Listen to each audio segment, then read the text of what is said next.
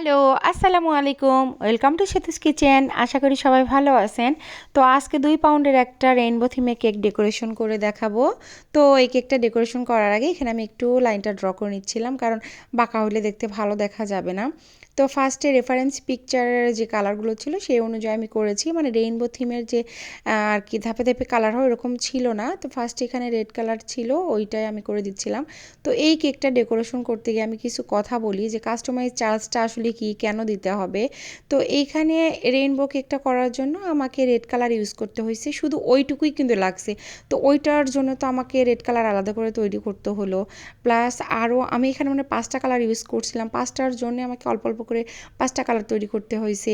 Plus 5টার জন্য আমাকে 5টা পাইপিং ব্যাগ কাটতে হয়েছে, কারণ আমি যদি একটার ভিতরে ওই ক্রিমটা বারবার দিতাম তখন দেখা যাচ্ছে ওই যে আলাদা যে কালারটা সেটা কিন্তু পরের কালারটাতে লেগে যেত, তখন কিন্তু দেখতে ভালো দেখা যেত না, তাই না? তো এর জন্য তো আমাকে এক্সট্রা করে 5টা পাইপিং ব্যাগ ইউজ করতে হলো, আলাদা করে থালা বাসন মাখাইতে হলো। তো এইটা তো একটা নিজের কমন সেন্স থাকা উচিত যে এগুলো কাস্টমাইজ এইটুকু এইটুকু করে জিনিস করতে গেলেও তো তার একটা এক্সট্রা চার্জ চলে যায়। আর আমি তো সব কিনে নিয়ে আসেই সেল করতেছি, আমাকে তো আর কেউ ফ্রি দেয়নি।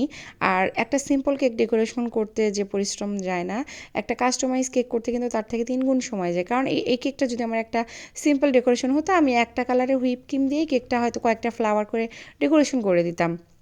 কিন্তু এটা দেখতে সিম্পল হলেও এটার জন্য আমাকে মানে 5-6টা পাইপিং ব্যাগ ইউজ করতে হয়েছে, আলাদা করে কালার ইউজ করতে হয়েছে। তো এগুলো তো সব চার্জের মধ্যে পড়ে। অনেকেই বলে যে 1 পাউন্ড কেকের দাম যেটা সেটাই তো দিব, এগুলোর জন্য আবার চার্জ কেন দিতে হবে?